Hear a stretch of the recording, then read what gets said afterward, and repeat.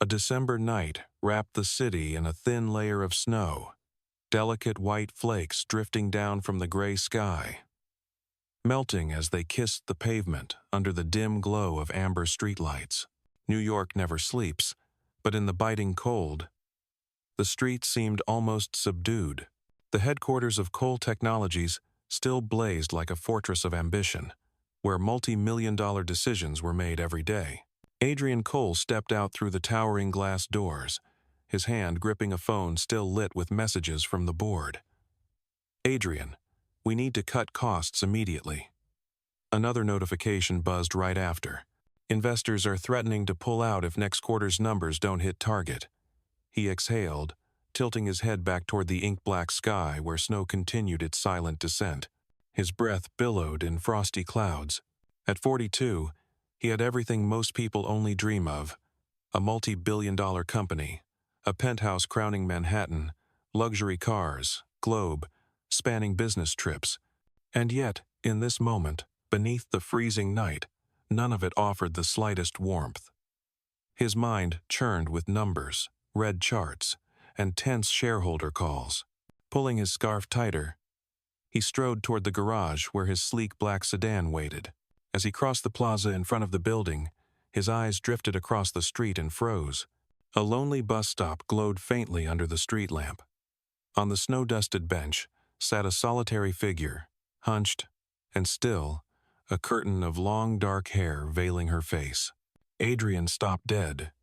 Snow speckled her shoulders, clinging to strands of her hair.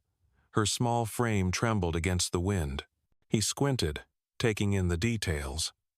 The flash of a blue scrub top beneath a flimsy coat, worn shoes with frayed edges, and in her handophone screen, glowing faintly. He caught the words clear as day. "Shift completed. 15 each." The clock read close to midnight. Something stirred inside him. He could have walked on, climbed into his warm car, and driven back to his glass-walled sanctuary, leaving this fragment of urban hardship behind. But his feet refused to move. His gaze lingered on her silhouette. Then, without overthinking, he crossed the street. The woman startled at the crunch of his shoes in the snow. She looked up, eyes ringed with exhaustion, a flicker of surprise and caution shimmering in their depths. "Excuse me," Adrian said, his voice low and steady, yet gentle, as if afraid to scare her off. "Are you okay? It's freezing out here." She blinked, tried to summon a smile, but her lips were dry and cracked. "I'm fine. Just waiting for the bus." He glanced around. The street lay empty, save for the distant glow of a bus veering down another route. The wind whipped harder, hurling shards of ice-cold snow. He turned back to her. "How long have you been waiting?" he asked. She lowered her gaze, clutching her phone as if it could lend warmth. "I don't know. Maybe I dozed off. Sorry, I'm just so tired." "You fell asleep out here? In this weather?" Adrian frowned. "You working a night shift?" A faint nod. Her voice, soft but edged with pride. "Medical resident. City general. Today was a 16-hour shift." "Not my first." Adrian stood silent for a moment, the wind snapping at his coat, yet his thoughts were louder than the storm. A young doctor, someone who saves lives every day, reduced to this. Stranded, freezing, too drained to stay awake on a bench in the dark. "Listen," he said at last, each word deliberate, sincere. "I know this might sound unusual, but let me drive you home. It's too cold here, and this late. It's not safe." She lifted her eyes, those deep brown pools shadowed with fatigue, glinting with something between doubt and dignity. "I don't want to trouble you," she whispered. "You wouldn't be." His gaze held hers, unwavering. "I'll feel better knowing you get home safe. Truly." A hush stretched between them, broken only by the wind and the hammering of Adrian's heart. Then finally she nodded. "All right, thank you, really." He smiled, soft and genuine, and gestured toward the car. Together, they walked toward the waiting sedan, snowflakes spiraling around them like fragments of a fragile dream. For some reason, it didn't feel quite as cold anymore. She slipped into the back seat, clutching a worn canvas bag to her chest. He slid behind the wheel, adjusted the rearview mirror, letting his eyes linger on her tired face one more time.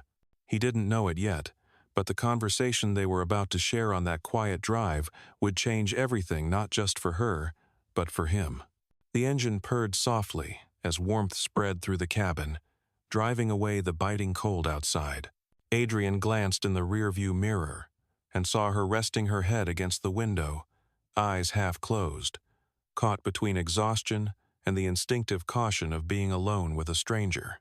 His voice was calm, steady. "Where should I drop you off?" 117th Street, near Riverside. She said so softly he had to lean slightly to catch it. "About 20 minutes from here," he replied, tightening his grip on the wheel. After a brief pause, he added, "My name is Adrian." There was a short silence before she responded, "Lila." The name floated in the car like a soft note of music. Adrian gave a small nod, his eyes flicking to the streets washed in pale amber from the streetlights. For a few minutes, they said nothing. Outside, the wind slapped against the glass like a drumbeat of winter. Finally, Adrian broke the silence. "How long have you been at City General?" "Over a year." She kept her gaze on the window, her voice raspy.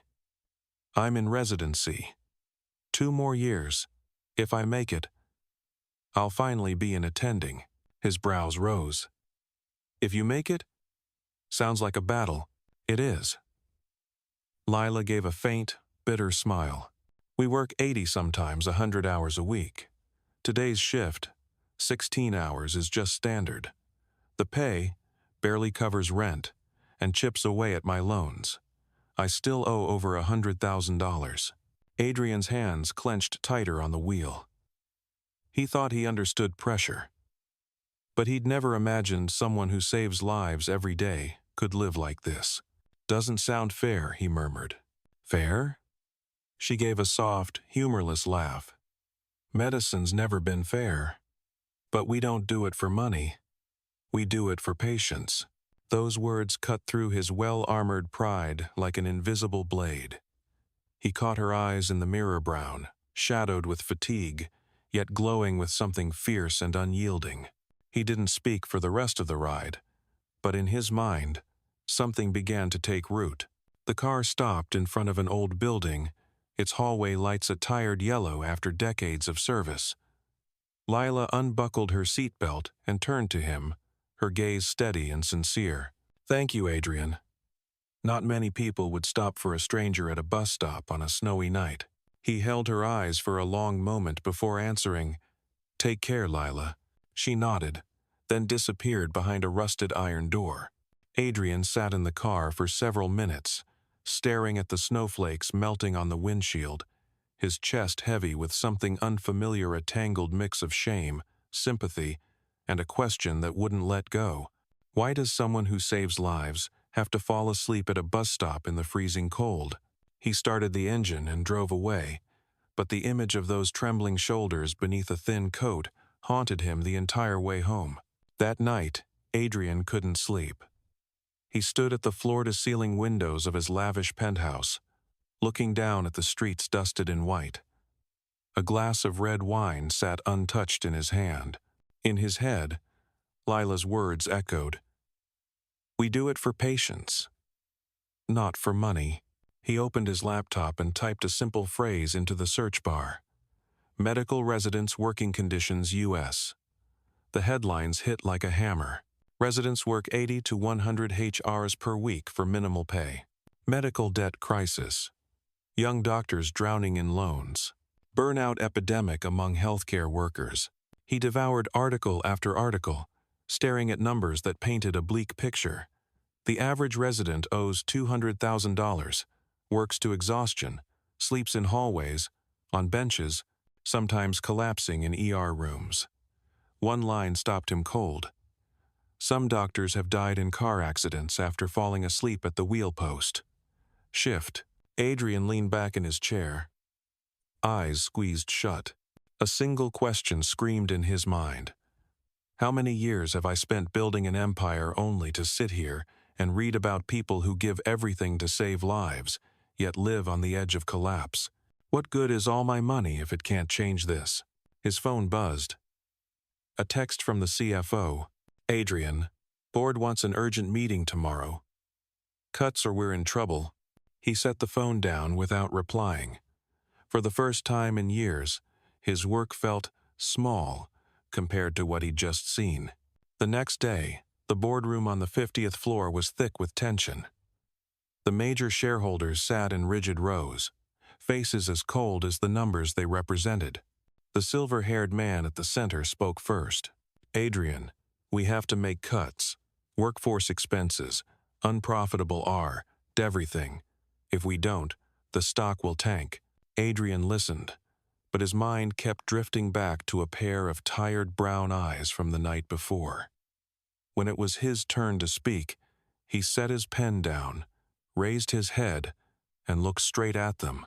I'll make cuts, he said evenly, but not where you think. The room erupted in murmurs. One man scowled. What the hell does that mean? It means I'm reducing my own equity. I'll divert part of my personal assets to create a fund. His tone was calm but steely. A fund for the people who save our lives every single day. Are you insane, Adrian? The CFO snapped. We're not a charity. Maybe you're right, Adrian said quietly, his eyes like steel. But if success doesn't help us build something better, then what is it worth? The air grew heavy, thick, as if every molecule in the room had frozen. Adrian knew he'd just declared war on his own board. But inside him, a decision had been carved in stone, and this time, it had nothing to do with profit. That evening, Adrian returned to his luxurious penthouse. The golden glow of the lights stretched across the room, reflecting off the massive windows, overlooking the glittering city below. He shrugged off his coat, walked slowly to the bar, and poured himself a glass of whiskey but didn't drink it. His mind was trapped between two worlds, one filled with numbers, profit pressures, and the cold stares from the boardroom, the other haunted by the image of Lila curled up on a bus stop bench, hair dusted with snow, those tired yet defiant brown eyes. He sank into the leather chair and opened his laptop.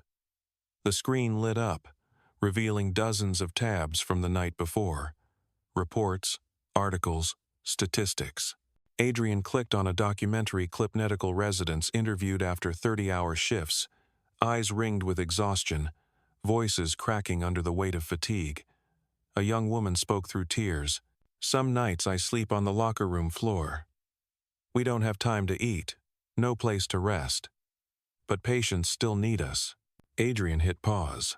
That image collided with the memory of Lila. A thought slid in like a knife. What if I hadn't stopped last night? What if she dozed off until the last bus was gone? What if something had happened? His hand clenched hard against the table. The clock neared midnight, yet Adrian sat frozen, head buzzing with questions. Finally, he rose, grabbed his coat and keys, and left. He didn't know why, but he needed to drive. To escape the confines of these glass walls, the sedan glided through empty streets, headlights slicing through the orange haze of street lamps. A slow jazz track played softly, but Adrian barely heard it. He drove aimlessly until the looming facade of City General Hospital came into view. He stopped in front of the entrance, eyes fixed on the rows of ambulances lined up like weary soldiers, their red lights pulsing against the dark. The revolving doors of the ER spun ceaselessly, ushering fragile lives in and out.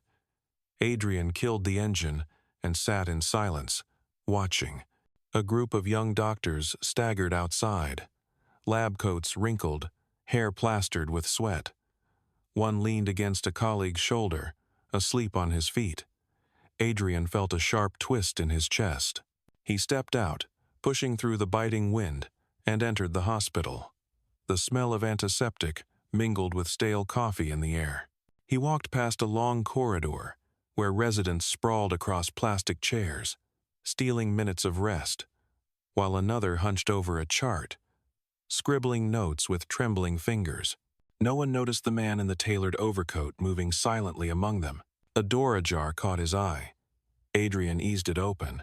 Inside was a cramped room with a few rickety bunk beds, sheets rumpled and stained.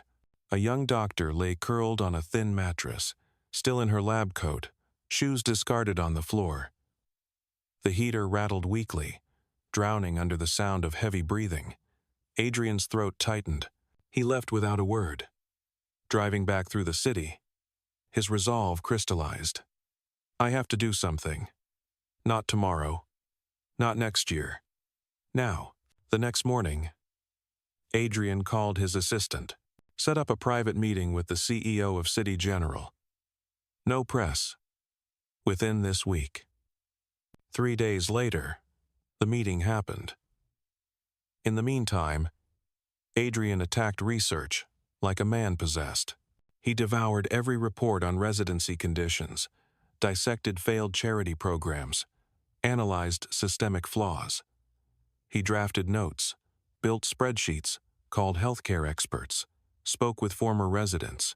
He listened to stories of 36-hour shifts, of doctors collapsing in ORs, of lives crushed under debt and exhaustion. Each account carved another deep cut into his old belief in fairness. When the day came, Adrian faced the hospital's CEO, a man in his 50s, with weathered features and tired eyes.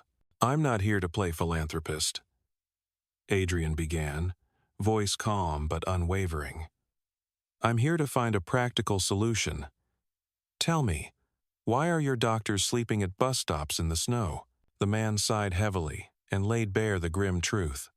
Razor, thin budgets, crippling public hospital debt, regulatory strangleholds making our reductions nearly impossible.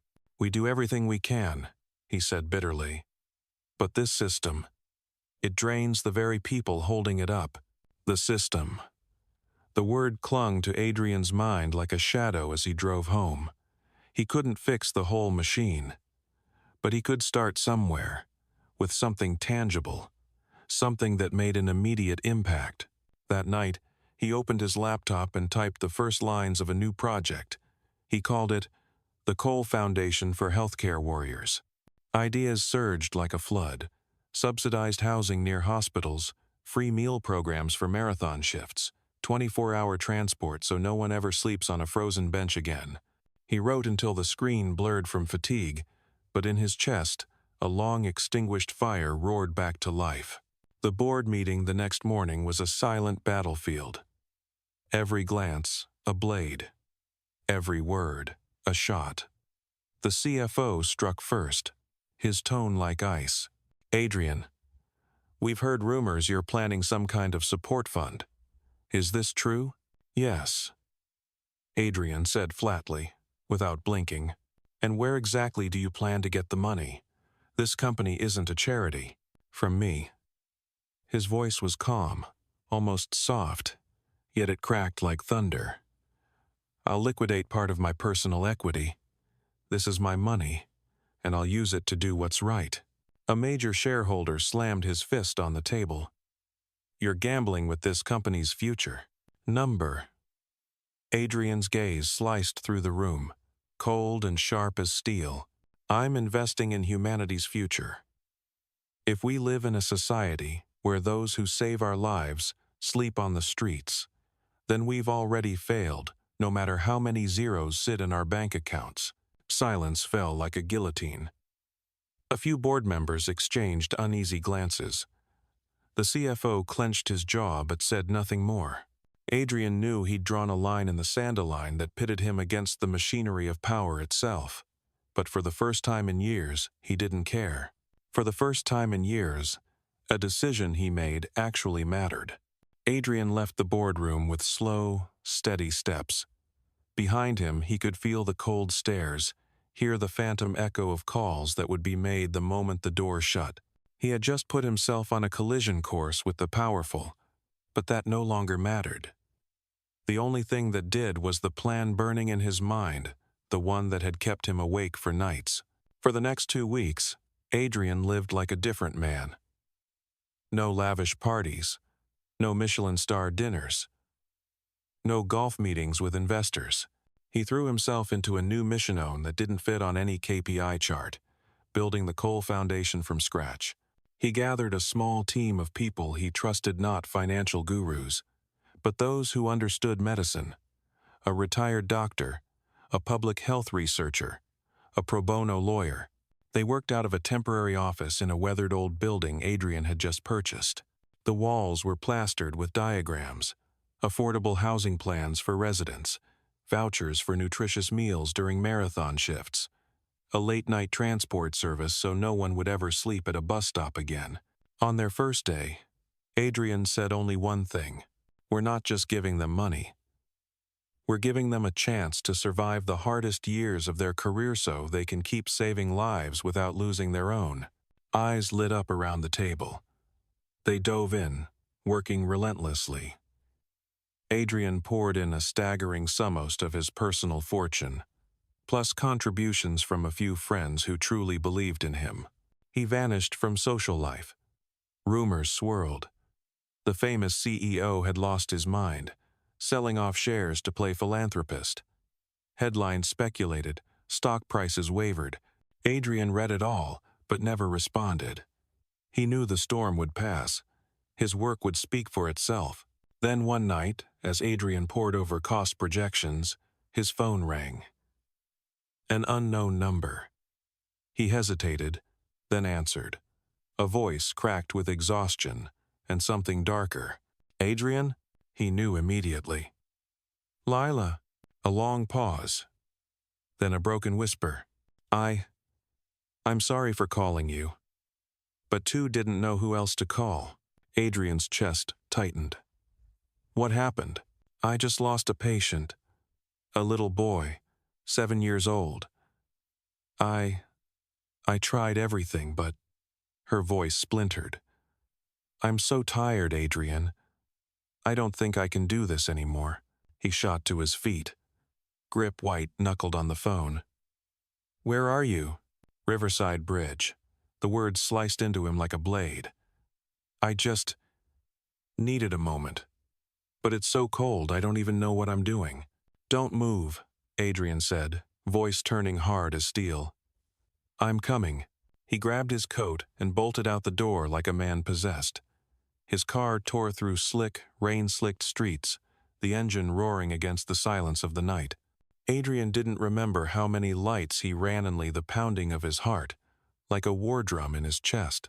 When he reached the bridge, it lay shrouded in pale fog. Lila stood against the railing, wind whipping her hair into a dark storm, her coat soaked through. Adrian rushed to her, draping his coat over her trembling shoulders. How did you..." Her voice was raw, eyes red, rimmed with tears. "Quiet," Adrian said, low and steady, gripping her arms, forcing her to meet his gaze. "You don't get to give up. Do you hear me? You've fought too hard to fall now." Tears streamed down her cheeks as she shook like a fragile leaf. Adrian pulled her into his arms, holding her tight, his warmth swallowing the icy night. He whispered against her hair, "Tomorrow, I'll give you a reason to keep going." That night, Adrian drove Leela home. She fell asleep in the back seat, her face smudged with grief but calmer than before. He glanced at her through the rearview mirror, a surge of fierce resolve igniting in his chest. No one should have to endure this. No one. 3 weeks later, the world learned about the Cole Foundation. The press conference unfolded in a grand hall, cameras flashing like a storm, dozens of microphones angled toward Adrian. He stood center stagenot in his usual power suit, but something simpler. Behind him, a massive screen blazed with the words, "Cole Foundation for Healthcare Warriors. Because they care for us." Adrian spoke slowly, his voice carrying through the silence like a steady drumbeat. "I used to think success was measured by stock prices and quarterly profits. But one night, I realized this. If my success can't help the people who save our lives every day, then it means nothing. He paused, breathing in deep before continuing. This foundation will provide affordable housing for medical residents, meal programs for marathon shifts, and late-night transport so no one ever has to sleep at a bus stop in the cold again. And this is only the beginning. Applause rippled through the hall, soft at first, then swelling into a thunderous wave. Adrian scanned the front row. Lila sat there in a simple blue dress, eyes shimmering with tears. When their gazes met, Adrian gave a small nod. She smiled a real smile, the first he'd seen since the night they met. 6 months later, the Cole Foundation had already helped thousands of doctors and nurses. Apartment lights now glowed near hospitals, shuttles rolled through the night, and new rest lounges were being installed in overcrowded wards. Adrian scanned the report on his screen, the numbers impressive, but his lips curved only slightly. Because what he was most proud of couldn't be measured in data. His phone buzzed. A message from Lila. "Today, I was officially appointed as an attending physician. Without you, I might have given up." Adrian stared at the words, warmth flooding his chest. He stepped out onto the balcony, gazing at the city stretched below. Snow, drifting down like that fateful night. He whispered to himself, voice barely louder than the wind. "No, Lila, you're the one who saved me." He grabbed his coat and left the apartment. His car moved slowly through familiar streets before stopping at a place etched in his memory, the old bus stop. The wooden bench was still there, but now sheltered by a new canopy, lit by brighter lamps. Adrian sat down, inhaling deeply as memories unfurled like a reel of film in slow motion. His lips lifted into a small, genuine smile. He knew that from that moment, his life had veered onto a path he never imagined. Above him, the night sky shimmered with golden light as snow laid a thin white blanket over the city. In that quiet pause, Adrian held on to a truth he would carry for the rest of his life. Sometimes, the most important decisions aren't made in boardrooms, they happen at a bus stop on a freezing winter night. And sometimes, one small act can change someone else's entire world, and your own.